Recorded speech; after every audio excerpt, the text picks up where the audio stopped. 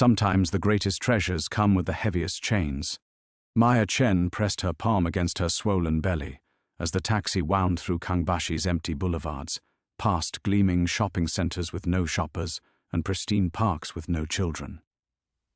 The Chinese ghost city stretched endlessly before her, a $100 billion monument to dreams that never materialized, where luxury apartments stood like tombstones in a cemetery of broken promises.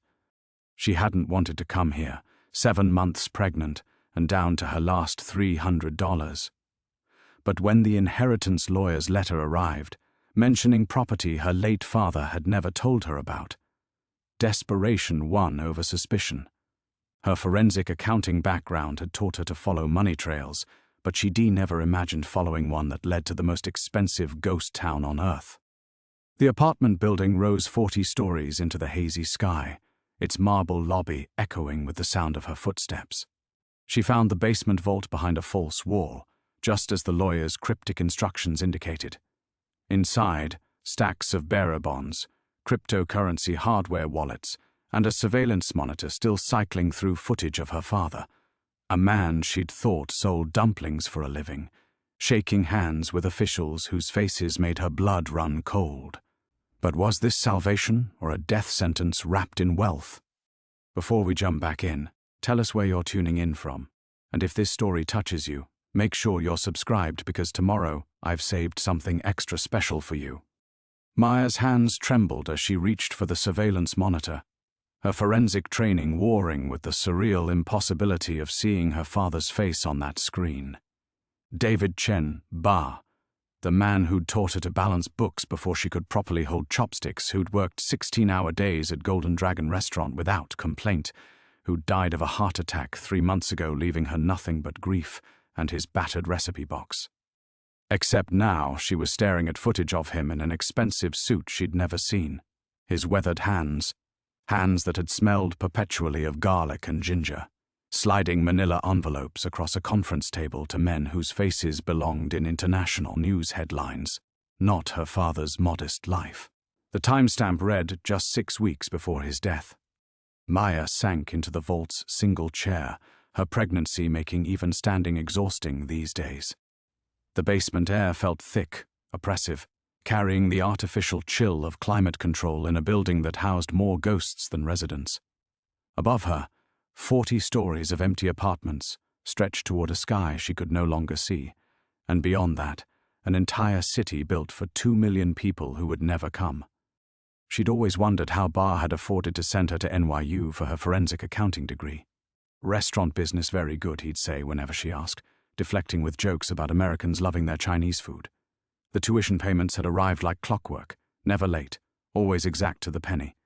She'd attributed it to his obsessive bookkeeping habits, the way he'd taught her that numbers never lied, that following the money always revealed the truth. But what truth had she missed? The bearer bonds lay stacked in neat piles, their watermarked paper catching the vault's fluorescent light. Her trained eye estimated at least 400 million in bonds alone, plus whatever digital fortunes waited in those cryptocurrency wallets. Enough money to solve every problem she'd accumulated since Ba's death. The mounting medical bills, the overdue rent on her studio apartment in Flushing, the credit cards maxed out just to keep groceries in her refrigerator. Enough money to give her unborn daughter everything Maya had never been able to afford. The baby kicked hard against her ribs, as if sensing her mother's agitation. Maya rubbed the spot reflexively, a habit that had become as natural as breathing. In 8 weeks, she'd be responsible for another human being, and her current bank balance wouldn't cover a week's worth of diapers. The freelance bookkeeping work had dried up when her pregnancy started showing, clients preferring accountants who didn't need bathroom breaks every hour or looked ready to give birth during tax season. She'd sold everything of value weeks ago. Ba's watch, her college textbooks, even her grandmother's jade bracelet, the only thing she'd inherited from her mother's side of the family. All of it gone to pay for prenatal vitamins and rent extensions and the lawyer fees to settle BA's modest estate. The inheritance notice had arrived on the same day her landlord posted the eviction warning. Kangbashi property, it had said, with instructions so specific they felt like a treasure map, 3rd basement level, east wall, behind the electrical panel. The lawyer's fee for the information had cost her last $200 in savings, leaving her with just enough cash for the plane ticket to Inner Mongolia. She'd told herself it was desperation making her chase fairy tales across the Pacific. Now, surrounded by more wealth than she'd dreamed of possessing, desperation felt like the only rational response she'd had in months. The surveillance footage continued cycling. Her father with different officials, different envelopes, different locations, but always that same careful precision he'd brought to everything, the methodical attention to detail that had made him proud of her forensic skills. "You get that from me, May," he'd said when she'd graduated. "We both know how to follow the numbers home." Except the numbers had led her here, to a ghost city vault that felt less like an inheritance and more like a trap. Maya pulled out her phone, its battery down to 15%, another reminder of how thoroughly unprepared she was for any of this. No signal, of course. The building's isolation felt complete, purposeful, as if it had been designed to keep secrets rather than house families. She photographed everything: the bonds, the cryptocurrency wallets, screenshots of her father's surveillance footage. "Evidence," her training whispered. "Always document everything before you touch anything." The habits of her former career felt like muscle memory, even here in circumstances that defied every protocol she'd ever learned. The money sat waiting, patient as death, beautiful as salvation. Outside, Kangbashi's empty streets stretched in all directions, a labyrinth of prosperity without purpose. Maya understood now why they called it a ghost city. It wasn't just the absence of people, it was the presence of something else, something that fed on secrets and grew fat on money that couldn't be spent in daylight. Her daughter kicked again, harder this time, as if demanding an answer to the question that hung in the recycled air. What price was Maya willing to pay for their future? The question followed Maya out of the vault and into the elevator, its weight settling deeper than her daughter's kicks. As the floors counted upward, B3, B2, B1, she felt the phantom pull of her real life waiting an ocean away, the ordinary world she'd abandoned for this surreal inheritance. Her phone buzzed as the elevator reached ground level. A single bar of signal, enough for the messages to flood through. 3 missed calls from Dr. Petrosky's office about her overdue prenatal appointment. A text from her landlord, final notice processed. "Locks change Friday." Friday. That was 4 days from now. Maya walked through the building's pristine lobby, her footsteps echoing off marble that had never known the scuff marks of actual residence. Through the floor-to-ceiling windows, Kangbashi's empty boulevard stretched like a fever dream of urban planning. She thought about her studio apartment in Flushing, all 400 square feet of it, with the leaky faucet she couldn't afford to fix and the radiator that clanged like a ghost in chains every winter night.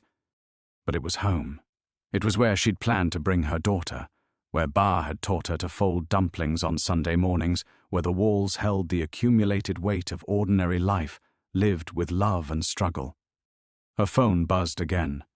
A voicemail from Jennifer Wu, her last remaining client, a small beauty supply company in Chinatown that paid her $300 a month to reconcile their books. Maya played the message as she wandered the empty building corridors. "Hiya, honey. I'm so sorry, but Tony's nephew just graduated with an accounting degree. And family is family, you know. We'll send your final payment next week. Hope everything works out with the baby." That was it then. No more clients, no more income, no more pretending she could make this work through sheer determination and careful budgeting. Maya found herself in the building's community room, a space designed for gatherings that would never happen, with leather furniture that had never been sat on, and a kitchen equipped for phantom dinner parties. The afternoon sun slanted through windows that faced an empty park, its imported grass growing wild because there were no children to play on it. She settled onto a couch that probably cost more than her monthly rent, and tried to remember the last time she'd felt genuinely safe. Maybe 6 months ago, before Ba's first heart attack warning, when she'd still believed her forensic accounting skills would eventually land her a steady job with benefits, when pregnancy had felt like a gift instead of a financial catastrophe she couldn't afford. Ba had been so excited about becoming a grandfather. "She'll be smart like her mama," he'd said, hands gentle on Maya's barely showing belly. But maybe she'll also know how to take vacations, unlike some people I know. He'd been worried about her constant work, the way she'd taken on client after client to build her freelance practice. Money's important, May, but it's not everything, he'd said, though his own life had been defined by 16-hour days and careful penny counting. Now she wondered if his warnings had carried a different weight, if he'd known what kind of money existed in the shadows, what it demanded from the people who touched it. The baby shifted, and Maya felt the familiar flutter of anxiety that came with every movement. 8 weeks until her daughter arrived, and Maya didn't even have a crib yet. The baby shower her old NYU classmates had planned had been quietly cancelled when Maya couldn't afford her share of the restaurant bill. The registry she'd optimistically created at Target remained mostly untouched, receiving blankets and bottles and the 1,000 small necessities that transformed a cramped studio into something resembling a nursery. Her former colleagues at the forensic accounting firm, back when she'd had a real job with real benefits, had sent a group gift card after BA's death, $100. She'd used it for groceries and told herself she'd find a way to buy everything else later. Later had become now, and now was sitting in a ghost city with enough money to solve every problem she'd ever had. Maya opened her phone's photo gallery, scrolling back to simpler times. Ba flipping noodles at the restaurant's walk station, his concentration absolute. Maya at her NYU graduation, diploma in hand. Ba beaming beside her in his one good suit. The ultrasound photo from her 20-week appointment. Her daughter's profile clear enough to see Ba's stubborn chin. Maya's delicate nose. "What would you tell me to do?" she whispered to the empty room. But Ba's voice in her memory offered only contradictions. Follow the numbers home. Money isn't everything. Family takes care of family. Never trust money that comes too easy. Outside, the sun was beginning its descent toward the horizon, painting Kangbashi's empty monuments in shades of gold and shadow. Maya's daughter kicked again, impatient with her mother's stillness, ready for answers Maya didn't know how to give. 4 days until eviction, 8 weeks until birth. And downstairs, patient as death itself, 550 million reasons to forget who she used to be. Maya's phone exploded with sound, a sharp, insistent ring that shattered the community room's artificial silence. The caller ID showed a number she didn't recognize, but the area code was local. Kangbashi local. Her throat went dry. No one knew she was here except the lawyer in Beijing who'd processed the inheritance paperwork, and he'd made it clear their business was concluded. She let it ring twice more before answering. "Hello, Miss Chen." The voice was male, accented English with the crisp precision of expensive education. "We need to talk." Maya's forensic training kicked in. Always ask questions, never volunteer information. "Who is this?" "Someone who knew your father well. Someone who's been waiting for you to arrive." A pause, filled with static and something that might have been traffic noise. "You've been to the basement." It wasn't a question. Maya's free hand instinctively moved to her belly, protective. "How do you—" "The vault has sensors, motion detectors. Your father was very thorough about security." The voice carried an odd note of approval, even fondness. "He always said you were smart, said you'd inherited his eye for details." Maya stood up, moving toward the window, as if proximity to the outside world might offer escape from this conversation. The empty park stretched below, its manicured grass swaying in wind she couldn't hear through the triple-pane glass. "What do you want?" "To help you understand what you've inherited, what your father really left you." Another pause. "And to explain why you're not safe." The words hit like ice water. "Not safe from what?" "Miss Chen, your father didn't just launder money, he kept records. Names, transactions, routing numbers. Everything needed to unravel 20 years of carefully constructed financial arrangements. Those records are worth more than the bonds you found, and they're considerably more dangerous." Maya's mind raced. In her forensic accounting days, she'd learned that the most valuable asset in any financial crime wasn't the money itself, It was the information about where it came from and where it went. Documentation that could destroy careers, topple governments, send people to prison for life. The surveillance footage, she said slowly. Those men he was meeting with are very powerful people who have no idea your father documented their transactions so thoroughly. Men who believe their secrets died with David Chen. The voice grew colder. They're about to learn otherwise. Through the window, Maya saw movement in the empty street below. A black sedan, windows tinted, moving slowly past the building's main entrance. It paused for several seconds before continuing down the boulevard, but something about its deliberate pace made her step back from the glass. Are you watching me right now? I'm trying to protect you. Your father asked me to, if anything ever happened to him. The admission came reluctantly. He knew the risks of what he was doing. He also knew he was running out of time. Running out of time. How? His heart condition wasn't just genetic, Miss Chen. Stress has a way of killing people in our line of work. Your father had been looking for an exit strategy for 2 years before he died. The vault, the bonds, the cryptocurrency, that was supposed to be your inheritance after he cleaned the money and disappeared. Maya sank back onto the leather couch, the implications cascading through her mind. But he died before he could clean it. Exactly. Which means you've inherited not just his fortune, but his problems. Every transaction in that vault can be traced back to someone who thought their money was safely buried. Politicians, arms dealers, heads of state, people who kill for considerably less than what you're sitting on. The baby kicked hard, as if responding to Maya's spiking adrenaline. She forced herself to breathe slowly, to think like the forensic accountant she used to be instead of the terrified pregnant woman she'd become. Why should I trust you? Because I'm the only person who knows you're here, who doesn't want you dead. The bluntness was somehow more reassuring than any gentle persuasion would have been. And because I have something that belongs to you. What? Your father's real records. The ones that explain everything, where the money came from, who it belongs to, and how to make it disappear permanently. A car door slammed somewhere in the background of the call. Meet me tonight, Building 47, 20th floor. Come alone, and Miss Chen. What? Bring one of the cryptocurrency wallets.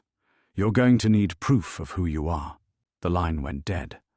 Maya stared at her phone's blank screen, her reflection ghost-like in its surface. Outside, the sun continued its descent, and Kangbashi's empty streets grew longer with shadow. Somewhere in this vast monument to wasted ambition, a stranger claimed to hold the key to her father's secrets. And somewhere else, people who could afford to make problems disappear were about to discover that David Chen's biggest secret was still breathing. Maya's hands trembled as she stared at her phone. The stranger's words echoed in the empty community room, people who kill for considerably less than what you're sitting on. She pressed her palms against her belly, feeling her daughter's restless movements beneath her skin, and tried to process the impossible choice laid before her. Meeting an unknown contact felt like walking into a trap. But ignoring him might be worse. If he truly knew about the vault, about her presence here, then others might too. The black sedan she'd spotted could have been surveillance, or it could have been her paranoid imagination running wild in a city that felt purpose-built for secrets. She walked to the window again, scanning the empty streets below. Kangbashi stretched endlessly in every direction, its pristine facades hiding unknown watchers. Back in New York, she'd always felt anonymous in the crowd, invisible among 8 million strangers going about their ordinary lives. Here, in a city designed for 2 million but inhabited by barely 100,000, she felt exposed as a lighthouse beacon. Her phone buzzed with another message from her landlord. Spoke with your neighbor. Says no one's been in your apartment for days. Friday deadline still stands. Friday. The word had become a countdown timer in her mind, marking not just eviction but complete financial collapse. Maya calculated the timeline automatically. If she flew back tomorrow, she could maybe salvage some arrangement with the landlord. find a friend's couch to crash on until the baby arrived. Accept defeat gracefully, raise her daughter in poverty, but at least in safety. Except safety was relative when you couldn't afford prenatal care, when every kick and flutter brought anxiety about medical bills you couldn't pay. Maya had already skipped 2 appointments due to cost, gambling with her daughter's health because the alternative was choosing between doctor visits and groceries. She pulled up her banking app, though she already knew the numbers by heart. Checking account, $127.43. Savings, $8.91. Credit cards, maxed out months ago. The arithmetic of desperation, calculated and recalculated until the numbers blurred together into one overwhelming certainty. She couldn't afford to be a mother. The thought hit like a physical blow. Maya had never admitted it to herself so starkly, had spent months pretending that love and determination could substitute for financial stability. But sitting here, in a ghost city with fortune literally beneath her feet, the pretense crumbled. She thought about Bar's restaurant, how he'd worked 16-hour days just to break even on the rent, how his hands had been permanently stained with oil and worry.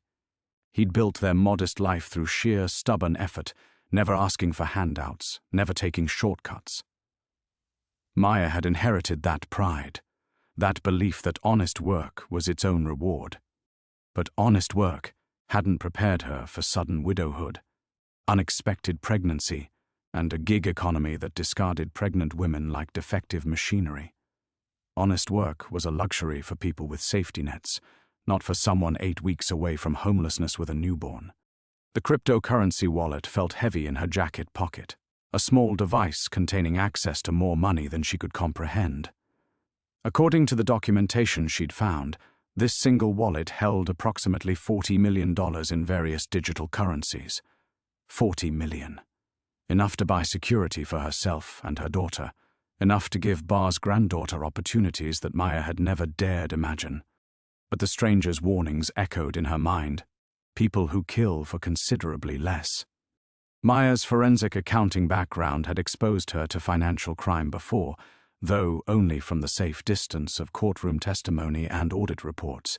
She knew how these networks operated, how they protected themselves, how witnesses and threats simply vanished. Was that her father's real fate? Had his heart attack been as sudden as it seemed, or had someone decided that David Chen knew too much, had outlived his usefulness? The medical examiner had found nothing suspicious, but Maya understood how many untraceable methods existed for inducing cardiac events in men with pre-existing conditions. The baby kicked again, harder this time, and Maya wondered if her daughter could sense her mother's fear. According to the pregnancy books she'd borrowed from the library, babies absorbed stress hormones from their mothers, developing their first anxieties before they even drew breath. Maya had spent 7 months trying to stay calm, to project confidence about their future, to believe that everything would work out somehow. But everything working out required either a miracle or a compromise with the darkness her father had apparently embraced.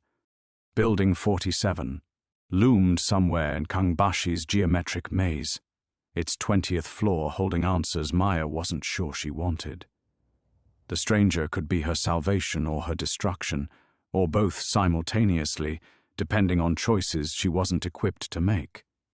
Outside, the sun touched the horizon, painting the empty city in shades of amber and shadow. In a few hours, Maya would have to decide whether to trust a voice on the phone with her life and her daughter's future. The vault waited below, patient as a grave, while time counted down toward Friday's eviction deadline and 8 weeks of pregnancy that felt suddenly, terrifyingly finite. Maya stared at the orange glow spreading across Kangbashi's empty skyline until her eyes watered, then turned away from the window. The decision crystallized with brutal clarity. She couldn't afford to run from this.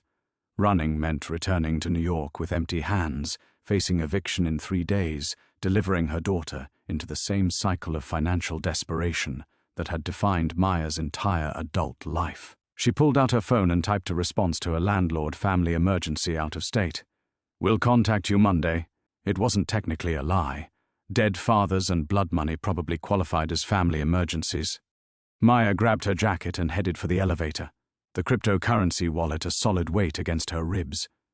Her reflection in the polished steel doors showed a woman she barely recognized, hollow-eyed, 7 months pregnant, clutching secrets worth more than small countries' GDP.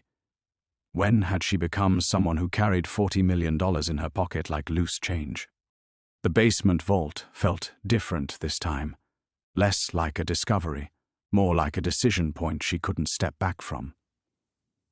Maya punched in the access code with steady fingers, noting how easily the sequence came to her now. May 23, 1995, her birth date. Ba had wanted her to find this, had planned for this moment, even as he'd tried to shelter her from his real life. Inside the vault, the surveillance monitors cast their blue glow across stacks of bearer bonds and cryptocurrency devices. Maya studied her father's face on the frozen footage, searching for some sign of the man she thought she'd known. The restaurant owner who'd hummed while cooking, who'd saved for months to buy her a laptop for college, who'd worried about her working too hard. But the man on the screen moved with different confidence, spoke to dangerous people with the fluency of someone who belonged in their world. David Chen, the money launderer, architect of financial networks that spanned continents, a stranger wearing her father's face. Maya selected 3 more cryptocurrency wallets from their precise arrangement, spreading her risk as her forensic training demanded. If tonight went wrong, if the stranger proved hostile, she needed leverage, enough digital currency to disappear permanently, to buy new identities for herself and her daughter. The mathematics of survival calculated in blockchain transactions and offshore accounts. She photographed the documentation she'd need, memorized account numbers and routing codes with the systematic precision that had made her valuable in her former career. If she was crossing this threshold, she'd do it properly.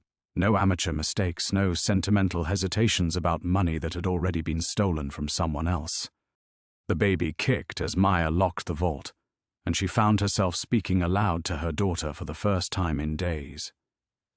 I know this isn't what good mothers do, but good mothers don't raise children in shelters either. Building 47 stood 12 blocks away through Kangbashi's geometric maze, its windows dark except for scattered lights that might have been automatic timers or actual residents, impossible to tell in a city where the line between inhabited and abandoned shifted constantly. Maya walked slowly, conserving energy, studying each intersection for signs of surveillance. The pregnancy books warned against stress hormones, but they didn't offer alternatives for women whose choices ran between moral compromise and financial catastrophe. Maya had spent months believing she could protect her daughter through sheer determination, that love would somehow substitute for resources. Pregnancy had a way of revealing life's brutal arithmetic. Every prenatal vitamin, every doctor's visit, every baby supply marked with price tags that transformed motherhood into a luxury she couldn't afford. At Building 47's entrance, Maya hesitated. The lobby stretched beyond the glass doors like a museum display, marble floors that had never known scuff marks, chandeliers illuminating spaces designed for lives that would never be lived. She pressed her hand against her belly, feeling her daughter's movements, and wondered if this was how compromises always began, with practical decisions that felt like small betrayals until you looked back and realized you'd become someone else entirely. The elevator rose through 20 floors of emptiness, each level identical in its pristine abandonment. Maya's reflection multiplied in the polished walls: pregnant woman, inheritance recipient, money launderer's daughter, desperate mother-to-be. All the same person depending on which angle you chose. At the 20th floor, the doors opened onto a hallway that stretched toward windows, overlooking the entire ghost city. One apartment door stood slightly ajar, warm light spilling into the corridor like an invitation or a trap. Maya walked forward, cryptocurrency wallets heavy in her pockets, her father's secrets burning in her phone's memory. Behind her, the elevator doors closed with mechanical finality. Ahead, a stranger who claimed to know her father's real story waited in a room that might hold salvation or destruction. She was 7 months pregnant, 3 days from eviction, and walking into the unknown with $40 million stolen and no way back. The threshold crossed itself. Maya pushed through the partially open door into an apartment that could have been a magazine spread, if magazines featured spaces where someone actually lived among the luxury. Unlike every other pristine unit she'd seen in Kangbashi, this one bore the subtle marks of occupation. A coffee mug on the granite counter, newspapers in both English and Mandarin scattered across the dining table, the faint scent of jasmine tea lingering in the air. "Miss Chen." The voice emerged from a figure silhouetted against floor-to-ceiling windows that framed the ghost city's twinkling skeleton. As he stepped into the light, Maya saw a man in his 60s, silver-haired and compact, wearing the kind of expensive casual clothes that whispered rather than shouted wealth. His face held the weathered calm of someone who'd navigated dangerous waters for decades. "You're not Chinese," Maya said, surprised by her own observation. "Neither was your father, really. Not anymore." He gestured toward a seating area arranged around a glass coffee table. "James Morrison. I worked with David for 15 years. Maya remained standing, hand instinctively moving to her jacket pocket where the cryptocurrency wallets rested. "Worked how?" "Financial consulting. International transfers. What the newspapers call money laundering when they want to make it sound more sinister than it actually is." Morrison's tone carried the matter-of-fact quality of someone discussing quarterly reports. "Your father was brilliant at creating clean pathways for complicated money. Stolen money. Sometimes money that was perfectly legal but needed to move quietly for political reasons. Sometimes money that existed in grey areas where legality depends on which country's laws you're following." Morrison sat down, his movements deliberate and unthreatening. The world's financial system isn't as black and white as forensic accountants prefer to believe. Maya felt her professional instincts stirring, the same analytical detachment that had made her valuable in fraud investigations. "You're saying my father was some kind of financial freedom fighter?" "I'm saying your father understood that money is just information, and information wants to flow efficiently. Governments and banks create artificial barriers to that flow, usually to benefit themselves rather than their citizens." Morrison reached for a tablet on the coffee table, its screen displaying a complex financial network diagram. David helped money find its natural paths. Despite herself, Maya found the explanation compelling. She'd seen enough corporate fraud cases to understand how arbitrary and self-serving financial regulations could be, how the same transaction could be legal in Switzerland and criminal in the United States depending on paperwork technicalities. "The people in the surveillance footage," she said. "They didn't look like natural path enthusiasts." Morrison's expression darkened. That was recent work. David was trying to extricate himself from certain relationships, but when you help people hide billions of dollars, they don't appreciate sudden exits. He looked directly at Maya. "Your father knew he was running out of time. The vault was his insurance policy." "For what?" "For you." David documented every transaction because he knew that information was the only thing valuable enough to buy his family's safety. Morrison touched the tablet screen, and the diagram shifted to show a web of connections spanning multiple continents. "These networks depend on secrecy. Exposure means prison, loss of political power, international embarrassment. Your father made himself too dangerous to kill by ensuring his death would trigger catastrophic information releases." Maya studied the diagram, recognizing the sophisticated structure of modern financial crime, but he died anyway. Heart attack. We had the autopsy independently verified. David's stress levels had been dangerous for months. He knew his body was failing, knew he needed to prepare for your future. Morrison's voice carried genuine sadness. He talked about you constantly. Your intelligence, your integrity, your stubbornness about doing things the right way. "The right way?" Maya laughed bitterly. "I'm 7 months pregnant, facing eviction, and standing in a ghost city with stolen cryptocurrency in my pockets. What part of this is the right way?" "The part where you're asking questions instead of just taking the money and running." Morrison leaned forward. "David always said that was the difference between you and him. You'd want to understand the moral math before making compromises." Through the windows, Maya could see her own building in the distance, its 20th floor marking the vault where her father's secrets waited. The weight of decision pressed against her chest like the baby's restless movements, demanding action in a situation with no clean choices. What do you want from me? Partnership.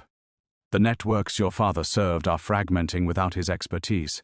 Money is stranded, politicians are panicking, and several very dangerous people are looking for scapegoats.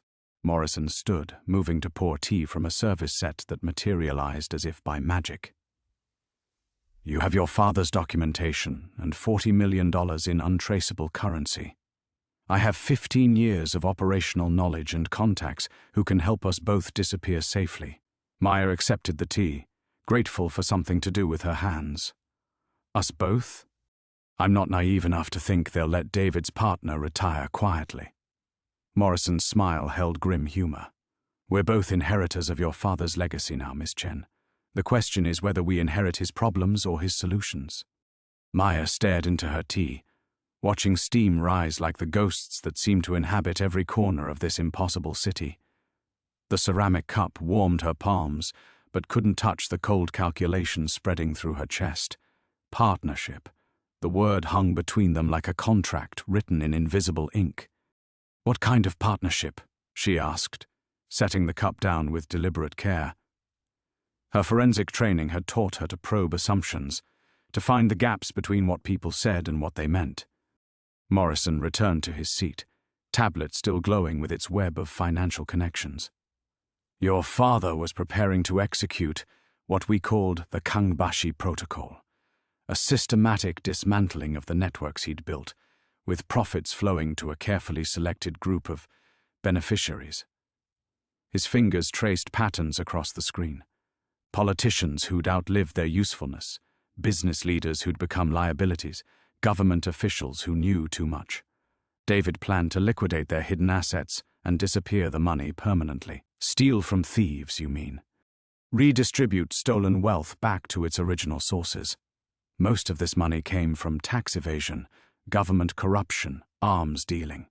David was going to return it to educational foundations, infrastructure projects, humanitarian organizations. Morrison's eyes held the fervor of someone who'd convinced himself his crimes served justice. Kangbashi itself was supposed to be one of those projects, a real city for real people, before it became a money-laundering monument. Maya felt her daughter shift restlessly, as if responding to her elevated heart rate. The moral mathematics Morrison described carried seductive logic, but her experience with financial fraud had taught her how easily noble intentions became self-serving rationalizations. And my role in this redistribution scheme? You have something none of us anticipated: legitimate analytical skills and a clean background. The cryptocurrency markets have evolved since David's death. Moving large amounts now requires sophisticated understanding of blockchain forensics, regulatory compliance, digital identity management. Morrison leaned forward. We need someone who can navigate modern financial technology without triggering automated surveillance systems. The baby kicked hard, and Maya winced. 7 months pregnant, and she was being recruited for international financial crime by a man who spoke about stealing hundreds of millions like it was humanitarian work. The absurdity might have been funny if her bank account wasn't hovering near zero. What's the timeline? 72 hours. David's death triggered dormancy periods in several key accounts.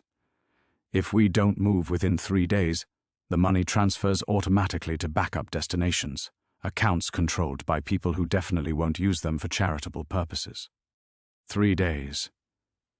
Maya's eviction deadline, her return flight, the narrow window before her inheritance transformed from opportunity into target. Morrison's timing felt too convenient, too perfectly aligned with her desperation.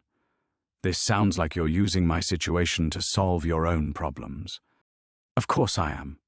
Morrison's honesty was somehow more unsettling than deception would have been. But I'm also offering you a solution to yours.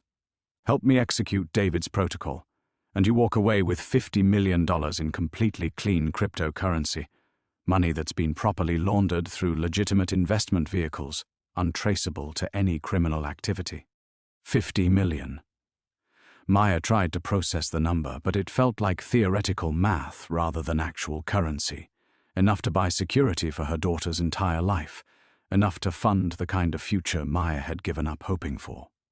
College tuition, medical bills, a house with a backyard where a little girl could play safely. All the ordinary dreams that had become impossible luxuries. And if I refuse? Morrison's expression hardened slightly. Then you leave Kangbashi with whatever cryptocurrency you've already taken, and hope the people looking for David's documentation don't connect you to his network. He gestured toward the windows overlooking the ghost city. Maya, they built this entire metropolis to hide money. Do you really think they'll hesitate to eliminate one pregnant forensic accountant who stumbled into their operations? The threat landed like a physical blow. Maya had been thinking about the money as an abstract problem, but Morrison was right. She'd already crossed the threshold simply by entering that vault, by accessing those accounts. Whether she took the money or not, she was now part of the story. A loose end in a network that apparently eliminated loose ends. Her phone buzzed with a text message. Maya glanced down to see another notice from her landlord Friday deadline firm. No extensions. The arithmetic of her situation crystallized with brutal clarity. In 3 days, she'd either be homeless and terrified, or she'd be wealthy and terrified. At least wealthy terror offered more options for protecting her daughter. Morrison stood and moved to the window, his silhouette framed against Kangbashi's skeletal landscape. David used to say that moral purity was a luxury for people with trust funds. The rest of us make compromises and hope they serve something larger than ourselves. Maya joined him at the window, studying the empty streets 20 floors below. Somewhere in that geometric maze, her father's vault waited with its secrets and its fortune. Behind her, the elevator offered an escape route back to poverty and safety. Ahead lay partnership with a stranger in crimes she couldn't fully understand. "When do we start?" she heard herself say. Morrison turned from the window, his reflection fragmenting across the glass like fractured possibilities. "Now," he said, reaching for his tablet. "The first transfer window opens in 6 hours, Beijing banking hours. We need to access the primary vault system before then." Maya's pulse quickened. She'd imagined they would have time to plan, to ease into whatever criminal enterprise she'd just agreed to join. Tonight? The Kangbashi protocol isn't a gradual process, Maya. It's a coordinated strike designed to empty multiple accounts simultaneously before security systems can respond. Morrison's fingers moved across the tablet with practiced efficiency. Your father spent 2 years mapping the optimal sequence. We execute everything in 36 hours or we lose the element of surprise. The baby pressed against Maya's ribs, and she found herself placing both hands over her belly as if shielding her daughter from the conversation. This wasn't how she'd imagined making life-changing decisions, standing in an empty city, negotiating with a stranger about crimes that could destroy her future or secure it permanently. What exactly happens tonight? Morrison gestured for her to sit, then activated the apartment's wall-mounted display. Financial diagrams bloomed across the screen like deadly flowers, each node representing accounts containing millions of dollars. Phase 1 involves accessing your father's master control system. The vault you found contains documentation, but the actual operational center is located in Kangbashi's underground infrastructure. Underground. The city was built with extensive basement networks, supposedly for utilities and storage, but actually designed as secure data centers for financial operations. Your father's central hub is 3 levels below the shopping district, behind blast doors that require biometric authorization. Morrison touched the screen, and a 3-dimensional architectural plan appeared. His authorization specifically. Maya stared at the complex underground layout, her forensic training automatically analyzing the security implications. You're talking about DNA scans, retinal recognition, systems that won't accept substitutes. Actually, we're talking about systems David designed to accept one substitute. Morrison's smile carried grim satisfaction. Genetic verification with hereditary backup protocols. Your father anticipated that he might not be alive when the protocol needed activation. The meaning hit Maya like cold water. Her father hadn't just left her money, he'd engineered her into the center of his criminal network, made her biologically essential to operations worth hundreds of millions of dollars. He used me. Even from the grave, he's using me. He protected you. There's a difference. Morrison's voice softened slightly. David could have named anyone as his operational heir, could have sold genetic access to the highest bidder. Instead, he chose the one person he trusted to make moral decisions under pressure. Maya stood abruptly, pacing to the window where Kangbashi stretched endlessly under the night sky. Each building represented someone's dream of prosperity, someone's vision of a better future built on foundations that had proven to be lies. Like her father's restaurant, like her own belief that hard work and integrity would somehow be enough. What if the biometric systems don't recognize me? Then we abort, and you leave China with whatever cryptocurrency you've already secured. Morrison joined her at the window. But if they do recognize you, if your father's planning was as thorough as I believe, then tomorrow night you'll be $50 million richer and completely free of any criminal liability. Maya pressed her forehead against the cool glass, studying her reflection superimposed over the ghost city's lights. 7 months pregnant, inheritance recipient, money launderer's daughter, desperate mother-to-be. Tomorrow, she might add international criminal to that list, or she might escape it entirely. The underground facility, how do we access it without detection? Kangbashi's monitoring systems focus on the residential areas, not the commercial infrastructure. The underground networks are designed for maintenance access, which means minimal security after hours. Morrison returned to his tablet, pulling up maintenance schedules and security rotations. Your father chose this location specifically because abandoned cities make excellent hiding places. Maya felt her daughter's restless movements, the constant reminder that every decision now affected 2 lives instead of 1. In 3 days, she'd either be in Los Angeles facing eviction with a newborn baby, or she'd be somewhere else entirely with resources to build any life she could imagine. If we do this, if the protocol works, what happens to the people whose money we're stealing? They lose access to funds they stole from others. Some very corrupt individuals discover that crime doesn't always pay in the end. Morrison's expression held no remorse. Your father documented every source, Maya. These aren't innocent victims. Maya nodded slowly, watching Kangbashi's empty streets stretch toward the horizon. Somewhere beneath those geometric patterns, her father's final gamble waited in digital vaults that required her DNA to unlock. Behind her, Morrison prepared for crimes that might free her from every constraint she'd ever known. The ordeal had begun, and there was no path back to innocence. The maintenance elevator descended through Kangbashi's hidden arteries with mechanical precision, each floor marker counting down like a timer toward Maya's final moral boundary. 3 levels below the shopping district, the doors opened onto a corridor that belonged in a military installation rather than a ghost city's basement. Polished concrete walls, LED strip lighting, and the sterile hum of climate control systems maintaining optimal conditions for servers that processed hundreds of millions in stolen wealth. Morrison moved ahead with practiced familiarity, his tablet casting blue light across blast doors that sealed the corridor's terminus. "Biometric scanner is on the right," he said, stepping aside to reveal a panel that looked like medical equipment grafted onto a bank vault. Palm print first, then retinal scan, then DNA confirmation via saliva sample. Maya approached the scanner with growing unease. The technology seemed too sophisticated, too permanent. Once her genetic signature entered this system, she would be forever connected to whatever lay beyond those doors. Her daughter shifted restlessly, as if sensing her mother's accelerating heartbeat.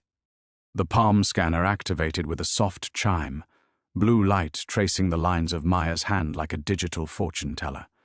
Authentication confirmed.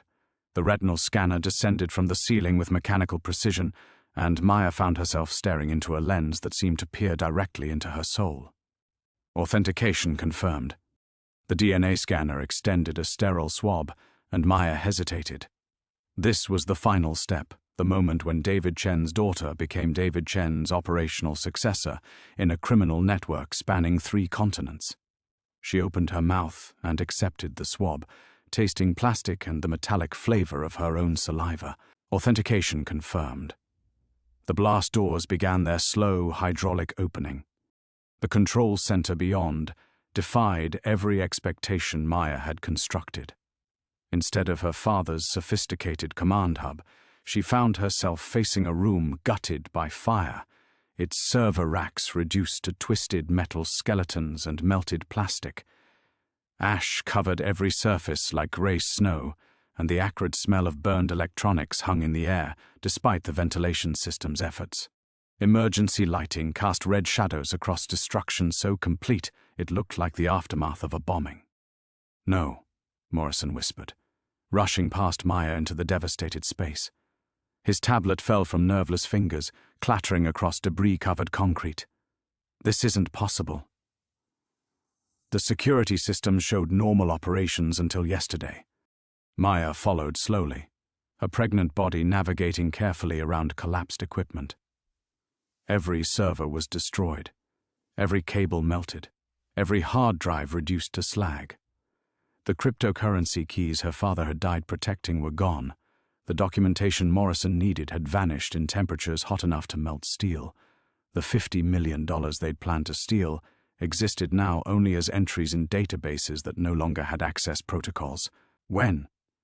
Maya's voice sounded distant to her own ears, shock insulating her from the magnitude of what they'd lost. Morrison knelt among the ruins like a mourner at a funeral, lifting fragments of destroyed equipment with shaking hands. The fire suppression logs were altered. Someone accessed this facility 48 hours ago and used industrial thermite to ensure complete data destruction. His voice cracked with the weight of realization. They knew we were coming. They knew about the protocol. The baby kicked hard, and Maya doubled over as pain shot through her lower back. Too much stress, too much standing, too much hope invested in criminal schemes that had collapsed into ash and melted metal. She leaned against the concrete wall, feeling the cold seep through her clothing, like the chill of approaching winter. "The money in my apartment," she said. "The cryptocurrency I already took." "Bait," Morrison said, standing among the ruins with destroyed dreams scattered at his feet. "They let you take enough to feel hopeful, to commit to helping us. Classic manipulation technique, offer small rewards to encourage larger risks." He gestured at the devastated control center. "While we were planning to steal their money, they were planning to eliminate the only people who knew it existed." Maya's phone buzzed with a message. She pulled it from her pocket with hands that shook from exhaustion and fear, expecting another eviction notice. Instead, she found a text from an unknown number. "Your father's partners appreciate your cooperation. Please remain in Kangbashi for further instructions." The message deleted itself as she watched, pixels fading like her hopes for financial freedom, like her dreams of providing security for her daughter, like her father's promise that his crimes would somehow purchase their redemption. Morrison saw her expression and reached for her phone, but the screen showed only her normal message history. "They have us," Maya whispered, feeling the weight of surveillance, of manipulation, of powers vast enough to build entire cities just to hide money and eliminate inconvenient witnesses. "We never had a chance, did we? This was always going to end with us trapped in an empty city with nothing but the knowledge that we tried to steal from people who don't leave loose ends." Around them, the destroyed control center hummed with the sound of ventilation systems clearing smoke from crimes they would never be able to prove. In a ghost city that swallowed secrets as efficiently as it had swallowed $100 billion in construction investment, all seemed lost. Maya stared at the self-deleting message's absence on her phone screen, her mind struggling to process the implications. But as the shock began to fade, her forensic training kicked in with cold precision. The destroyed control center wasn't random vandalism, it was evidence of something larger. "Morrison," she said, her voice cutting through his despair. "Look at the burn patterns." He glanced up from the melted servers, grief still clouding his expression. "What?" Maya moved carefully through the debris, her pregnant body navigating around twisted metal as her analytical mind catalogued details. Thermite burns at over 4,000 degrees. It would have consumed everything instantly. She knelt beside a partially melted hard drive, studying the damage patterns. But these servers weren't destroyed to hide the cryptocurrency keys. They were destroyed to hide something else. Morrison stood slowly, following her gaze across the devastated equipment. The protocol was never about the money, was it? No. Maya's realization struck with crystalline clarity, pieces of her father's puzzle finally snapping into place. The money was camouflage, a story dramatic enough to distract us from what this facility actually contained. She pulled out her phone and activated its flashlight, sweeping the beam across the far wall where emergency lighting failed to penetrate. Behind the destroyed server racks, barely visible through the smoke damage, architectural blueprints covered an entire section of concrete, not building schematics, but city planning documents spanning decades. Morrison, look at this. Maya approached the wall, her light revealing layers of documentation that predated Kangbashi's construction by 20 years. These aren't money laundering records. They're urban development plans. My father wasn't just hiding stolen cash. He was documenting how an entire city was built to facilitate international money laundering. Morrison joined her, his tablet's light adding illumination to the wall of evidence. Kangbashi wasn't a failed urban planning experiment. It was always designed to be empty. The truth crashed over Maya, like a physical force. The ghost city's $100 billion construction budget, the luxury apartments that no one could afford, the infrastructure that supported a population that would never arrive, all of it had been deliberate. A massive financial instrument disguised as ambitious city planning. The people who built this place, who funded the construction, they needed a legal way to move enormous amounts of money across international borders.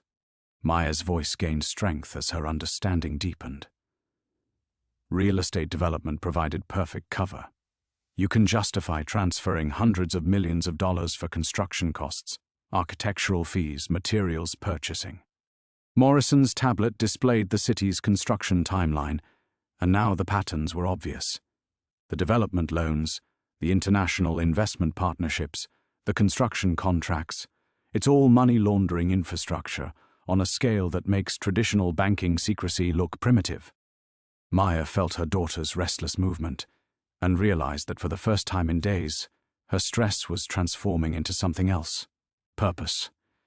Her father hadn't made her the inheritor of stolen money. He'd made her the guardian of evidence that could expose the largest financial crime in human history. The self-deleting message, she said, understanding flooding through her. They're not trying to eliminate witnesses to theft. They're trying to eliminate witnesses to the existence of this documentation.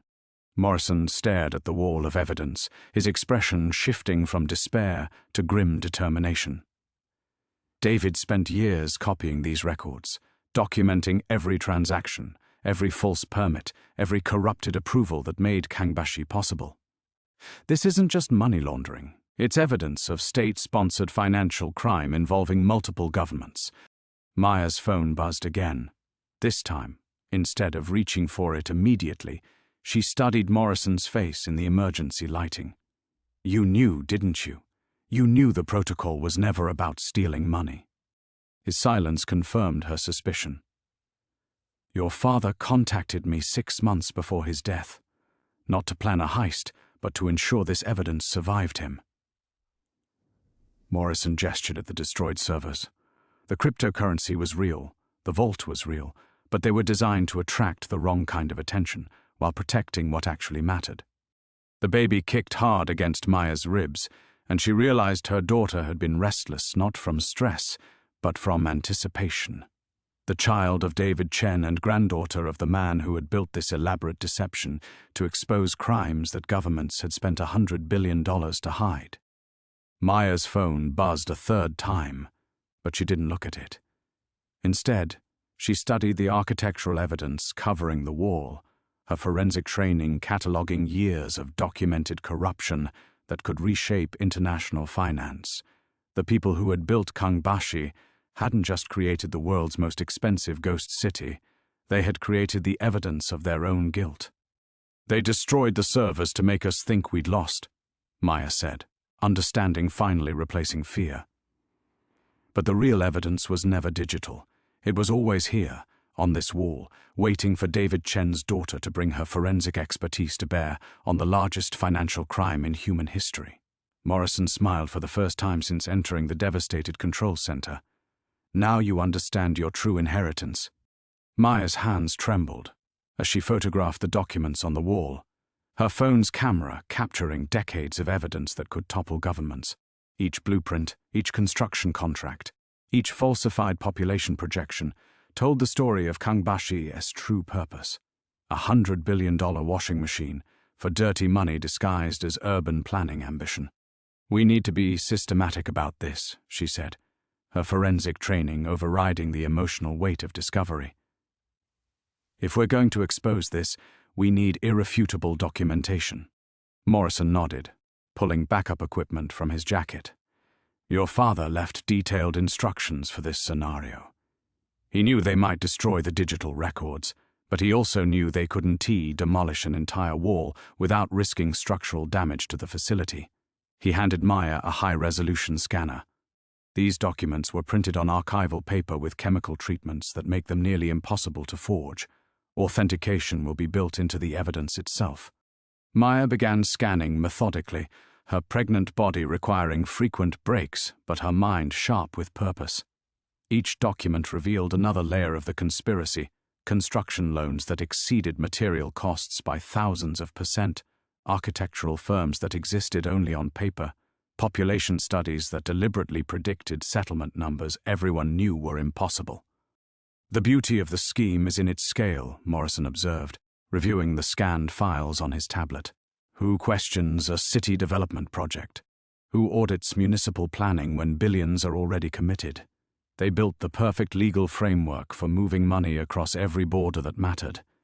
The baby shifted restlessly as Maya worked, and she found herself talking softly to her daughter. "Your grandfather wasn't the criminal they made him out to be. He was gathering evidence, building a case that no court could ignore." She paused at a document showing her father's signature as a consulting witness to construction authenticity. "He risked everything to make sure you'd inherit truth instead of stolen money." Morrison's tablet chimed with an encrypted message. He read it quickly, his expression shifting from concentration to grim satisfaction. "The cavalry is arriving. Your father didn't just document this conspiracy. He built a network of investigators, journalists, and prosecutors who've been waiting years for this evidence." "Waiting for what?" "For David Chen's daughter to activate the real protocol." Morrison showed her the message thread, revealing communications with investigators from 3 countries, financial crime prosecutors, and journalists from major international publications. The cryptocurrency heist was cover for the largest coordinated investigation of state-sponsored money laundering in history. Maya felt a strange calm settling over her, the peace that came with understanding her true purpose. The desperate pregnant woman who'd arrived in Kangbashi 3 days ago had been searching for financial salvation. But David Chen's daughter had found something more valuable: the power to expose corruption that had hidden behind ghost cities and falsified urban planning for decades. "How do we get this evidence out safely?" she asked, scanning another blueprint that showed Kangbashi's underground infrastructure designed specifically for moving large amounts of physical currency. "They know we're here. They're monitoring everything." Morrison smiled with the confidence of someone executing a plan years in the making. "Your father anticipated that too. Kangbashi has one major vulnerability. It's a showcase city designed to impress international observers. Tomorrow morning, a delegation of urban planning experts from 5 countries arrives for a scheduled infrastructure tour. Among them will be investigators who've been working this case since your father's first contact." "You're talking about extracting evidence during an official government tour?" "I'm talking about David Chen's final gambit. He documented everything, recruited the right people, and timed the revelation for maximum international exposure."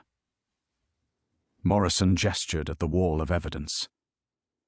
"Tomorrow, These documents will be photographed by investigators with diplomatic immunity, transmitted through embassy channels, and delivered simultaneously to prosecutors in Beijing, London, New York, and Geneva. Maya felt her daughter kick with what seemed like approval. The child who would never know her grandfather would still inherit his legacy, not stolen money, but the knowledge that one man's courage had exposed crimes that governments had spent fortunes to hide. What about us? What happens to us after tomorrow? Morrison's expression softened. Your father arranged for that too. Clean extraction, new identities if needed, and a legitimate consulting fee that will ensure you and your daughter never face financial desperation again. He paused, studying Maya's face in the emergency lighting. David Chen spent his final months making sure his daughter inherited justice instead of guilt. Maya's phone buzzed with another self-deleting message, but this time she felt no fear reading it. Package delivery confirmed for morning tour. Thank you for your patience. She looked around the destroyed control center with new understanding. The burned servers, the melted equipment, the ash covering every surface. All of it was evidence of panic by people who had built a ghost city to hide their crimes and discovered too late that David Chen had been documenting everything. Tomorrow morning, Maya said, her voice steady with resolve, Kangbashi finally serves its true purpose. The red emergency lighting cast ominous shadows as Maya and Morrison worked through the night, but dawn brought an entirely different energy to the ruined control center. Maya had barely slept, her daughter's restless movements matching her own anticipation, but exhaustion felt secondary to the magnitude of what they were about to accomplish. They're here, Morrison whispered, checking his secure communications device. The urban planning delegation just passed through Kangbashi's main checkpoint. 12 experts from 5 countries, including 3 who've been working your father's case for 2 years. Maya photographed the final set of architectural documents, her phone's memory now containing enough evidence to rewrite the history of international money laundering. Each image represented years of her father's careful documentation, proof that David Chen had spent the last phase of his life building an elaborate trap for the very criminals who thought they'd recruited him. I can't believe we're actually going to pull this off, she said, scanning a construction contract that showed materials purchases exceeding the physical laws of chemistry. 6 months ago, I was processing receipts for small businesses. Now I'm about to expose the largest financial crime in history. Morrison packed the scanning equipment with practiced efficiency. Your father would be proud. He always said you had the mind for this work, the ability to see patterns that others missed. He paused, studying Maya's face in the growing daylight. The question is what comes after. Are you prepared for your life to change completely? Maya felt her daughter's strong kick against her ribs and realized that everything had already changed. The woman who'd arrived in Kangbashi desperately seeking financial salvation was gone, replaced by David Chen's daughter carrying forward his mission of exposing truth regardless of personal cost. I've been running from my father's legacy my whole adult life, she admitted, carefully standing as her pregnant body protested the long night of work. I thought he was just another corrupt businessman who'd abandoned his family for money. Learning the truth about his sacrifice, about what he was really trying to accomplish, I can't go back to pretending none of this matters. Morrison's device chimed with an update. The delegation is beginning their infrastructure tour. They'll reach this facility in 47 minutes. Once we transfer this evidence, there's no going back. Governments will fall, financial institutions will collapse, and the people who built this place will use every resource they have to prevent prosecution. Maya checked her phone one final time, finding a message from her landlord about the eviction proceedings that seemed to belong to someone else's life. The desperate financial circumstances that had brought her to Kangbashi felt irrelevant now compared to the responsibility she carried for her father's work. My daughter deserves to grow up in a world where this kind of corruption isn't just accepted as the cost of doing business, Maya said, her voice gaining strength with each word. David Chen died protecting evidence that could change how international finance operates. I'm not walking away from that responsibility. The sound of vehicles approaching echoed through the facility's corridors, and Morrison positioned himself near the entrance to the destroyed control center. Remember, once the transfer begins, we become high-value targets for people with unlimited resources and no concern for collateral damage. Your father's protection ends when this evidence goes public. Maya nodded, understanding the weight of commitment she was making. The safe, anonymous life she'd planned for herself and her daughter was disappearing, replaced by the dangerous visibility that came with exposing state-sponsored crime. But as she looked around the ruined facility where her father had hidden the truth for years, she felt a strange sense of completion.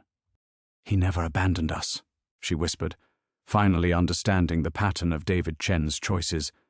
Every decision he made, every risk he took, was building toward this moment. He couldn't give us financial security through traditional means, so he built something more valuable: the power to demand justice. Morrison's device showed the delegation entering the facility. "It's time. Are you ready to finish what David Chen started?" Maya placed her hand on her daughter's restless movement, feeling the strength of the next generation who would inherit a world shaped by the choices made in the next few minutes. The cryptocurrency vault that had initially drawn her to Kangbashi seemed almost quaint now compared to the evidence that could reshape international law. "I'm ready," she said, her voice steady with the certainty that came from understanding her true inheritance. "Let's make sure my father didn't die for nothing." As footsteps approached through the facility's corridors, Maya realized that the desperate pregnant woman who'd arrived seeking money had evolved into something David Chen had always believed she could become: his daughter, carrying forward his mission of exposing truth no matter the personal cost. The final confrontation was no longer approaching. It had already begun the moment she chose justice over safety. The footsteps in the corridor weren't the measured pace of investigators Maya had expected. They were rapid, urgent, and accompanied by the unmistakable sound of tactical equipment. Morrison's face went rigid as he checked his device. "That's not the delegation," he whispered, grabbing Maya's arm. "The tour was a diversion. They knew we'd be waiting for official cover." Maya's heart hammered against her ribs as she clutched her phone containing the photographed evidence. Everything her father had worked for, every sacrifice he'd made, was stored in a device that suddenly felt impossibly fragile in her trembling hands. "The emergency exit," Morrison urged, but Maya shook her head, her forensic mind calculating rapidly. "No. They'll expect us to run." She moved toward the wall of documents, her pregnant body awkward but determined. "Dad didn't spend years building this case so we could flee at the first sign of danger. Every test in my life has been preparing me for this moment." The footsteps grew closer, and Maya could hear radio chatter in Mandarin echoing through the facility's corridors. Morrison pulled out a secondary communication device, his fingers flying across its interface. "I'm activating the real protocol," he said grimly. "Your father built multiple contingencies. If we can't extract safely, we broadcast everything immediately." Maya felt her daughter kick hard, as if sensing the danger surrounding them. The baby who would never know David Chen was about to inherit either his vindication or his destruction, depending on choices made in the next few minutes. "How long do we need?" Maya asked, surprised by the steadiness of her own voice. 60 seconds to establish secure uplink. Another 90 to transmit everything. Morrison's device showed connection attempts to servers across 3 continents. The evidence will hit prosecutors, journalists, and financial regulators simultaneously. Even if we don't survive this, the truth survives. The approaching footsteps paused just outside the control center, and Maya heard whispered planning in multiple languages. These weren't local security forces. They were international operatives with resources that matched the scale of what they were protecting. Maya looked at the wall of documents one final time. Seeing her father's meticulous handwriting on construction notes, his signature on witness statements, his careful documentation of crimes that governments had spent billions to hide. David Chen hadn't just gathered evidence, he'd built an irrefutable case that would reshape how the world understood state-sponsored financial crime. "Upload initiated," Morrison whispered, his device showing transfer progress to secure servers. "Whatever happens next, Your father's work survives. The control center door exploded inward, and tactical lights flooded the space as armed figures poured through the entrance. Maya instinctively moved to shield her unborn daughter, but her phone remained in her grip, still containing evidence that could topple administrations across multiple continents. "Dr. Chen," called a voice with crisp British accent. "Step away from the communication equipment." Maya turned toward the speaker, recognizing the calculated calm of someone accustomed to managing international incidents. The tactical team held professional positions, their weapons trained but not immediately threatening. "Who are you?" Maya demanded, her voice carrying the authority she'd discovered during 3 days of unraveling her father's legacy.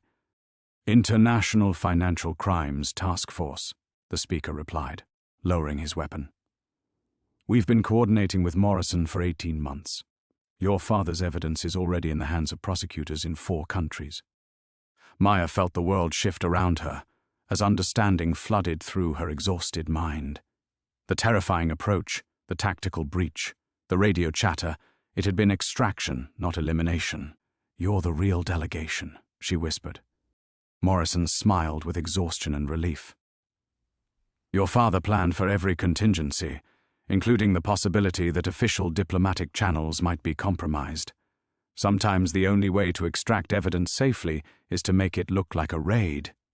The British operative approached slowly, showing his credentials. "Dr. Chen, your father's documentation has just triggered the largest coordinated investigation of international money laundering in history. Kangbashi's true purpose will be front-page news in 12 hours. Maya's daughter moved restlessly as adrenaline finally began to fade from Maya's system. The baby, who had been so active during the night's work, seemed to sense that the immediate danger had passed, that David Chen's granddaughter would inherit justice rather than persecution. "What happens now?" Maya asked, studying the faces of investigators who had spent years waiting for this moment. "Now we finish what your father started," the operative replied. "Kangbashi's ghost city facade ends today. The people who built a $100 billion money laundering operation disguised as urban planning are about to learn that David Chen's daughter inherited more than just evidence. She inherited the courage to use it." Maya looked around the destroyed control center one final time, understanding that she was leaving behind more than just a ruined facility. The desperate, financially struggling woman who had arrived in Kangbashi was gone forever, replaced by the daughter David Chen had always known she could become. The tactical team's confident efficiency shattered as alarms began screaming throughout the facility. Maya watched the British operative's face transform from relief to alarm as his communication device exploded with urgent messages. "They're jamming our extraction signal," Morrison shouted over the piercing sirens. "Someone else is here." The lights cut out completely, plunging them into absolute darkness broken only by emergency strobes. Maya's hand instinctively moved to protect her daughter as the baby kicked frantically, sensing her mother's terror. "This isn't right," the British operative said, his calm professionalism cracking. "The facility should be secured. We had perimeter confirmation." His words were cut off by an explosion that rocked the entire underground complex. Dust and debris rained from the ceiling as the emergency lighting failed, leaving them in chaotic red strobes that made everything look like a nightmare. "Maya Chen." The voice came through the facility's intercom system, cold and precise with a slight accent she couldn't place. "You have something that belongs to us." Maya felt Morrison grab her arm in the darkness, pulling her toward what he hoped was an alternative exit. But the voice continued, seeming to come from every direction at once. "Your father thought he was very clever, documenting our operations, building his little network of investigators. But David Chen never understood that we allowed him to gather his evidence, every document he photographed, every meeting he recorded, every contact he made. We were watching." The tactical team was shouting coordinates in the darkness, their professional composure dissolving as they realized their extraction had become a trap. Maya heard weapons being readied, equipment being hastily repositioned. "You see, Maya, Kangbashi was never just a money laundering operation. It was a test. We needed to know how much governments were willing to overlook, how thoroughly we could compromise international oversight, how completely we could control the narrative around state-sponsored finance. Another explosion, closer this time, and Maya felt the floor beneath her feet crack. Her pregnant body struggled to maintain balance as Morrison guided her through the debris-filled darkness toward what might be safety. "Your father's evidence was never a threat to us," the voice continued with terrifying calm. "It was a gift. Every prosecutor he contacted, every journalist he recruited, every investigator he trusted, they're all compromised. We've been funding their operations for years, controlling exactly what they discover and when they discover it."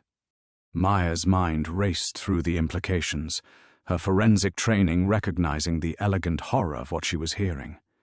Every choice her father had made, every sacrifice he'd endured, had been orchestrated by the very criminals he thought he was exposing. "The real question," the voice said, "is whether David Chen's daughter is as naive as her father, or whether she inherited something more useful, his willingness to serve our purposes." The British operative was screaming into his communication device, demanding immediate backup, but Maya could hear the desperation in his voice. The confident extraction team had become trapped prey, and their carefully planned operation was collapsing around them. Maya felt her daughter's violent kicks and suddenly understood something that made her stop moving despite Morrison's urgent pulling. The baby's restlessness wasn't just responding to her mother's fear, it was responding to something else. Something Maya was finally beginning to recognize. "You're wrong," Maya called out into the darkness, her voice surprisingly steady. The facility fell silent except for the distant sound of structural damage and tactical teams repositioning in the darkness.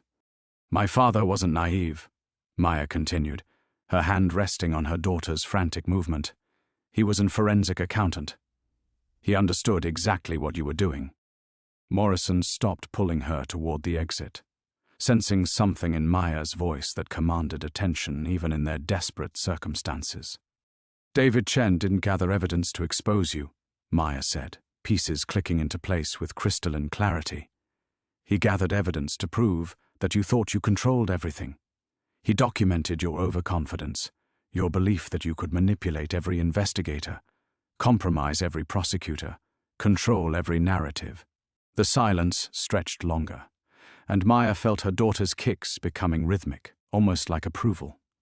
"The real evidence isn't the construction documents or the financial records," Maya continued, her voice growing stronger.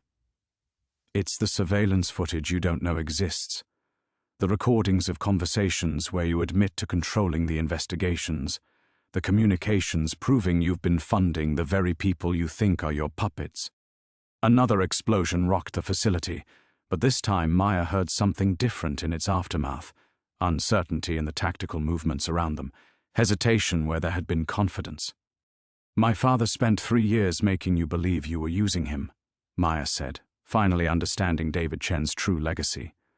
"But he was documenting your control, building a case that proves international law enforcement has been compromised at the highest levels." The intercom crackled back to life, but the voice was no longer calm.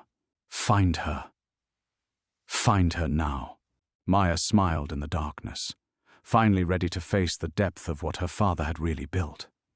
The darkness erupted into chaos as tactical lights blazed from multiple directions, but Maya stood motionless in the center of the storm, her hand pressed against her daughter's restless kicks. She understood now what David Chen had truly left her. Not just evidence of corruption, but proof of its complete reach into the systems designed to stop it. "Morrison," she called out as gunfire echoed through the facility. "The real evidence isn't in the vault, it's in the surveillance system itself." Morrison fought his way back to her through the tactical team's desperate positioning. "What are you talking about?" Maya's forensic mind was calculating rapidly, seeing the pattern her father had spent years building. Every conversation we've had, every move we've made, it's all been recorded by the facility's own security system. Dad wasn't just gathering evidence of their crimes, he was recording their confessions about controlling the investigation, The British operative materialized beside them, his communication device sparking with interference. "Dr. Chen, we need to extract now. The whole operation is compromised." "No," Maya said, surprising herself with the firmness in her voice. "You still don't understand. This is exactly what my father planned for." She moved toward the destroyed control center, her pregnant body navigating the debris with determined precision. Behind them, the sounds of pursuit grew closer. Heavy footsteps, shouted commands in multiple languages, the systematic searching of a facility by people who knew its every corner. "Maya, we can't stay here," Morrison urged, but she was already accessing the emergency backup system her father had shown her in his hidden notes. "The facility's surveillance system has an independent power source," she explained, her fingers working across damaged controls. Every word that voice spoke over the intercom, every admission about controlling prosecutors and funding investigators, it's all been recorded. Her daughter's kicks had become rhythmic now, almost like encouragement, as if the next generation was urging its mother forward into the legacy David Chen had built. "But uploading that evidence means revealing everything," Morrison said, understanding finally dawning in his eyes. "Your father's network, our extraction team, every contact we've made. They're already compromised," Maya finished. "But that's exactly why this evidence is valuable. It doesn't just prove the original crimes, it proves the cover-up, the corruption of law enforcement, the complete systematic control." The tactical lights were getting closer, and Maya could hear the voice from the intercom now directing search teams in person, no longer hiding behind electronic intermediaries. Maya's finger hovered over the transmission control, and she felt the weight of everything her father had sacrificed settling on her shoulders. Uploading this evidence would destroy the criminal empire that had turned Kangbashi into a $100 billion laundering operation. But it would also expose every investigator, every prosecutor, every journalist who had unknowingly served their interests. "The cost," she whispered, finally understanding what victory would require. Morrison checked his weapon as tactical lights swept closer to their position. "What cost?" "Dad's real evidence proves that honest law enforcement doesn't exist at this level anymore," Maya said, her voice steady despite the chaos surrounding them. "Exposing these crimes means revealing that every major financial investigation for the past decade has been compromised. Markets will collapse, governments will fall, people will lose faith in the entire system." Her daughter kicked hard, and Maya felt tears she hadn't expected flowing down her face. "But if I don't upload it, she grows up in a world where this corruption just continues forever." The tactical team burst into their section of the facility, weapons trained and voices shouting commands, but Maya had already activated the transmission. The surveillance recordings that captured every word of confession, every admission of systemic control, began uploading to servers across 6 continents simultaneously. "Stop her!"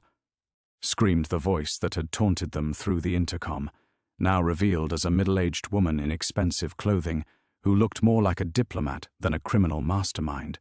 But Morrison and the British operative formed a protective barrier around Maya as the upload counter climbed toward completion. Their weapons were trained on the approaching tactical team, creating a standoff in the ruins of David Chen's hidden facility. 70%, Maya announced, watching the progress bar advance despite interference attempts. Dad built this system to be unstoppable once activated.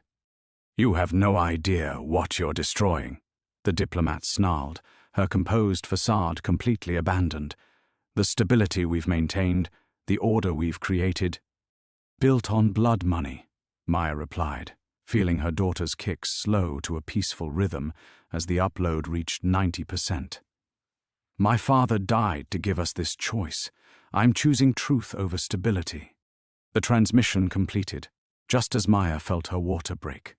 Warm fluid spreading down her legs as her daughter decided to inherit a world fundamentally changed by the evidence now spreading across the globe. "She's coming," Maya whispered, understanding that victory and sacrifice had become inseparable, that David Chen's granddaughter would be born into the chaos of justice finally delivered. The standoff shattered as Maya doubled over, gripping Morrison's arm while her water continued to flow onto the concrete floor of the destroyed facility. The diplomat who had orchestrated years of corruption stood frozen, watching her carefully constructed empire crumble in real time as news alerts began cascading across devices worldwide. "The upload is complete," the British operative announced, lowering his weapon as the tactical team hesitated. 73 terabytes of surveillance footage, financial records, and recorded confessions are now in the hands of uncorrupted investigators across 6 continents. Maya felt another contraction build, her daughter apparently determined to arrive at the exact moment when justice finally broke through decades of systematic control. She pressed her back against the wall, breathing through the pain while watching the diplomat's face cycle through disbelief, rage, and finally resigned calculation. "You don't understand what you've done," the woman said, her diplomatic composure cracking completely. "The markets will collapse, governments will fall, people will die in the chaos you've created." "People were already dying," Maya gasped between contractions. "They were just dying quietly, while you maintained your stability through blood money." Morrison was coordinating with the extraction team, but Maya could see him dividing his attention between their escape route and her increasingly urgent medical situation. Her daughter had chosen the most dramatically inconvenient moment possible to make her entrance into the world. "The Chinese authorities are 20 minutes out," the British operative reported. "But they're not coming to arrest us. Beijing is already distancing themselves from Kangbashi operations. Your evidence just gave them political cover to shut down the entire Ghost City project." Maya felt a surge of vindication through her pain. Her father's meticulous planning hadn't just exposed the criminals, it had given legitimate governments the documentation they needed to act without admitting their previous complicity. The diplomat was speaking rapidly into a secure phone, trying to coordinate damage control across multiple time zones. But Maya could see defeat in her posture, the recognition that David Chen's evidence had been too comprehensive, too carefully documented, and too widely distributed to contain. "Ma'am, we need to move," Morrison urged.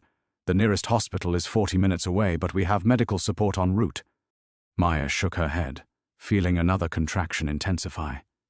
"She's not waiting for a hospital. My daughter wants to be born here, in the place where her grandfather's work finally succeeded." The sounds of approaching helicopters filled the facility, but these were clearly medical and extraction vehicles rather than tactical assault teams. Maya realized that the evidence upload had shifted the entire political landscape in real time. They were no longer fugitives but protected witnesses in the largest financial crime investigation in history. "David Chen's granddaughter," Maya whispered, understanding suddenly why her father had named the encrypted files after family members. He had always known that justice would ultimately depend on the next generation, on someone willing to sacrifice stability for truth. The diplomat had finished her phone call and was staring at Maya with something approaching respect. "Your father was more strategic than we realized. The evidence isn't just comprehensive, it's politically perfect. Every government can use it to prosecute their rivals while claiming they were victims of the same conspiracy." Maya felt her daughter moving into position, ready to be born into a world where Kangbashi's $100 billion facade was finally ending. The Ghost City would become what it had always appeared to be, empty towers standing as monuments to the arrogance of believing money could control truth indefinitely. "The irony," the diplomat continued, her voice bitter with defeat, "is that exposing us might actually stabilize the global financial system. Markets hate uncertainty more than they hate corruption. At least now everyone knows what they're dealing with." Medical personnel were flooding into the facility, their professional efficiency cutting through the chaos of tactical teams and surveillance equipment. Maya felt hands supporting her, voices coordinating her transport, equipment being prepared for an emergency delivery that would happen whether or not they reached proper facilities. Morrison appeared beside her as they moved her toward the extraction point. "Maya, the evidence is already triggering resignations and arrests across 4 countries. Your father's network wasn't compromised. The people who thought they were controlling it were actually walking into his trap." Maya smiled through another contraction, finally understanding the full scope of David Chen's legacy. He hadn't just gathered evidence of corruption. He had documented the criminals' own belief in their invincibility, creating a record of their confessions that no court could ignore and no political system could suppress. As they carried her toward the helicopter that would transport her away from Kangbashi forever, Maya felt her daughter preparing for birth into a world where ghost cities would no longer hide blood money, where David Chen's sacrifice had finally purchased the justice he had died trying to deliver. The last thing she saw before the medical team closed the aircraft doors was the empty towers of Kangbashi, no longer symbols of successful deception, but monuments to the truth that no conspiracy could ultimately control. The return. 6 months later, Maya Chen stood in the doorway of her father's old restaurant in San Francisco's Richmond district, holding her daughter Lily against her shoulder while studying the for sale sign that had been hanging in the window since David Chen's death. The familiar smells of ginger and star anise still lingered in the air, but the space felt different now, smaller somehow, as if her understanding of who her father really was had fundamentally altered the dimensions of his public life. "You sure about this?" Morrison asked, adjusting the stroller he'd been pushing during their walk through the neighborhood. He'd been staying in San Francisco since Lily's birth, officially as her security consultant, but increasingly as something neither of them had quite named yet. Maya shifted Lily to her other arm, feeling the solid weight of her daughter, born healthy despite her dramatic entrance into the world in a medical helicopter above the ghost city of Kangbashi. Dad spent 30 years pretending to be just a restaurant owner. I think I can spend a few years actually being one. She had the money now, of course. The legitimate portions of David Chen's evidence had earned substantial whistleblower rewards from multiple governments, while the cleaned assets from his network had been released to his estate after extensive legal proceedings. Maya could have bought a dozen restaurants, could have lived anywhere in the world under any identity she chose. But standing here, watching Lily's dark eyes track the movement of afternoon shadows across the familiar walls, Maya understood that some inheritances couldn't be spent or invested or hidden in offshore accounts. Some legacies demanded to be lived. The bell above the door chimed as Maya entered, and Mrs. Huang from the herb shop next door looked up from wiping down tables. The elderly woman had been maintaining the restaurant since David's death, refusing payment but accepting Maya's promise that she would eventually return. "Lily is getting so big," Mrs. Huang said in Mandarin, reaching for the baby with the confidence of someone who had helped raise half the neighborhood's children. "She has her grandfather's eyes. Very serious. Always watching." Maya surrendered her daughter willingly, knowing that Lily would need to understand both sides of her heritage, the public David Chen who had built community through shared meals, and the private David Chen who had sacrificed everything to expose a conspiracy that reached into the highest levels of international finance. "The investigators came by again last week," Mrs. Huang mentioned casually while bouncing Lily. "Still asking questions about your father's customers, his suppliers, anyone who might have known about his other work?" Maya nodded, unsurprised. The evidence from Kangbashi was still rippling through courts worldwide, triggering investigations that had already brought down a former U.S. Treasury official, 2 European bank executives, and a Chinese infrastructure minister. The diplomat who had confronted them in the facility had been found dead in a Swiss hotel room, officially a suicide but widely understood as the cost of knowing too much about powerful people's secrets. "They won't find anything here," Maya said, settling into the chair where her father used to sit during slow afternoons, reviewing supplier invoices that she now knew had been carefully constructed covers for tracking money laundering operations. Dad was too smart to contaminate this place with his real work. Morrison appeared in the doorway carrying takeout bags from the Vietnamese restaurant down the street. "Lunch is served. Though I still think you're crazy for wanting to reopen this place instead of starting fresh somewhere else." Maya accepted the pho gratefully, realizing she was hungrier than she'd thought. Motherhood had taught her to eat when food was available, sleep when Lily slept, and trust that some decisions could only be made by living with them rather than analyzing them to death. "I spent 7 months of my pregnancy running from the truth about who my father really was," she said, watching Lily grab at Mrs. Huang's jade bracelet with the focused determination that seemed to characterize everything David Chen's granddaughter did. "I don't want to spend the rest of my life running from who I really am." She had changed, fundamentally and irreversibly. The Maya who had received that first cryptic inheritance notice would never have considered reopening a struggling restaurant in a neighborhood where everyone knew her family's business. That Maya had been focused on escape, on financial security, on protecting herself and her unborn child from any risk that couldn't be calculated and controlled. But the Maya who had stood in a collapsing facility and chosen to upload evidence that would destabilize governments and markets worldwide, that Maya understood that security came from facing truth rather than hiding from it, that real protection for her daughter meant ensuring she inherited a world where justice was possible even when it was difficult. "Besides," Maya added, smiling as Lily reached toward her with tiny fingers that seemed to demand attention, "someone needs to teach this little revolutionary how to make proper dumplings. Dad would never forgive me if his granddaughter grew up on takeout." Morrison laughed, settling into the chair beside her. David Chen's granddaughter, future dumpling chef, and probably the only baby in San Francisco with a trust fund built on exposing international money laundering conspiracies. Maya looked around the restaurant that would soon be filled again with neighbors and families, with the ordinary sounds of community that her father had treasured enough to protect with his carefully constructed double life. The ghost city of Kangbashi was being systematically demolished, its empty towers finally acknowledged as monuments to corruption rather than symbols of development. But this small restaurant in San Francisco's Richmond district would continue serving the kind of authentic connections that no amount of blood money could purchase or destroy.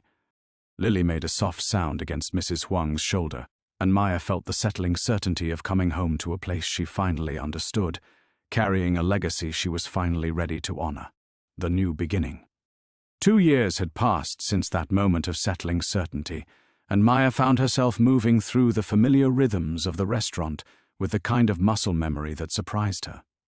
The lunch rush was ending, regulars finishing their noodle bowls while Lily played in the corner booth that had become her unofficial headquarters, surrounded by coloring books and the patient attention of customers who had watched her grow from an infant into a toddler with definite opinions about everything.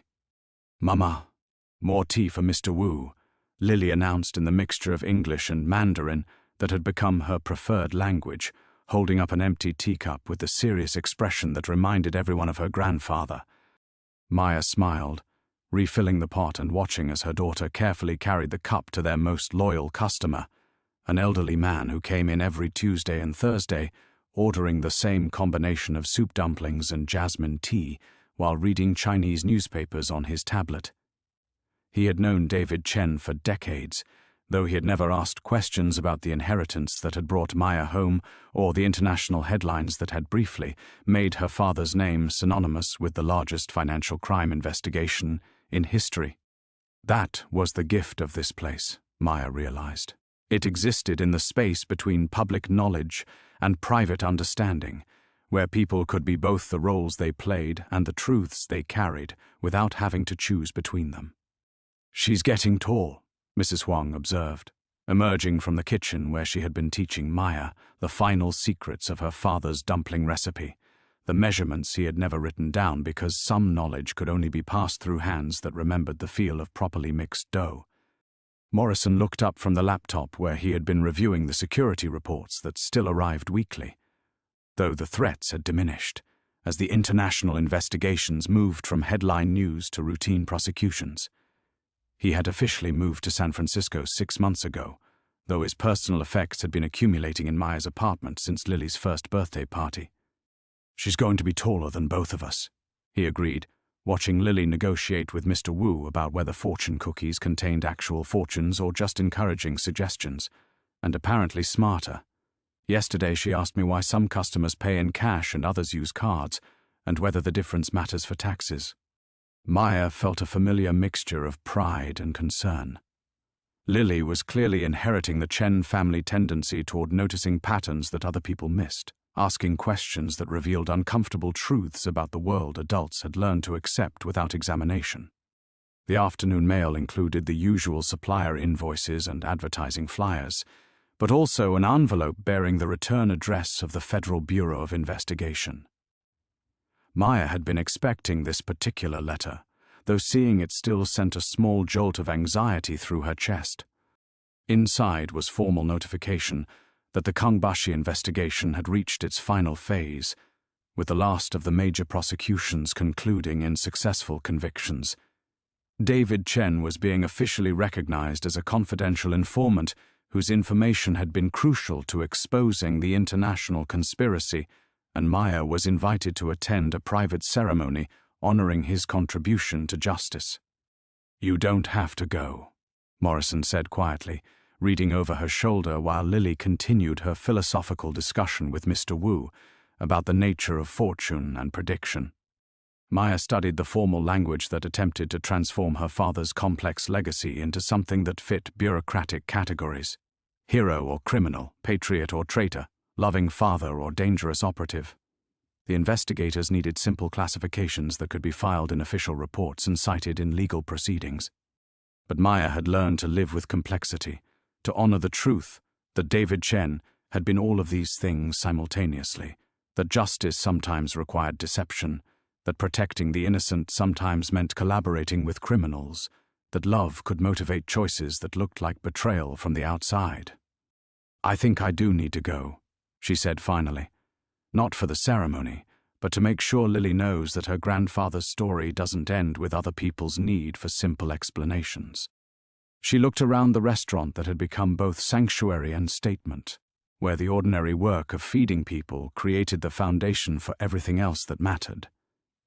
Lily was showing Mr. Wu how to fold paper napkins into the shape of dumplings, her small hands demonstrating techniques with the confidence of someone who had never doubted that she belonged in this space between cultures, between the public and private versions of family history. "Besides," Maya added, feeling the weight of inheritance that had transformed from burden into purpose, "someone needs to make sure the official record includes the most important truth about David Chen." Morrison raised an eyebrow, waiting. Maya smiled, watching her daughter create art from restaurant supplies while conducting serious conversations with customers who treated her observations as worthy of adult consideration. He would have been proud of his granddaughter's dumpling folding technique. Everything else was just preparation for this moment. The afternoon light streamed through windows that framed a neighborhood where Maya had finally learned to be exactly who she was, carrying forward the legacy that mattered most.